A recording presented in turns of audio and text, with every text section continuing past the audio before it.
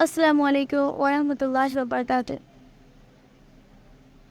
نکاح 4 بیس پہ کی جاتی ہے، یا تو خوبصورتی کی بیس پر، یا تو مال کے بیس پر، یا تو حسب نسب اونچا خاندان کے حسب بیس پر کی جاتی ہے۔ اللہ کے رسول نے کہا کہ تم دینداری کے بیس پر نکاح کرنا۔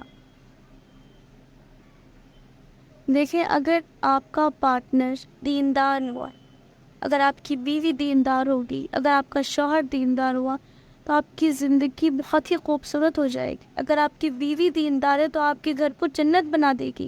اگر آپ کا شوہر دیندار ہے تو وہ آپ کی تمام پریشانیوں کو سمجھے گا، تمام پرابلمس کو سولو کرے گا، آپ کے فیلنگس کو، آپ کے ایموشنس کو سمجھے گا وہ، اور آپ پہ کوئی ظلم نہیں کرے گا، کیونکہ ظلم کرنے سے پہلے وہ اللہ کا خوف کرے گا۔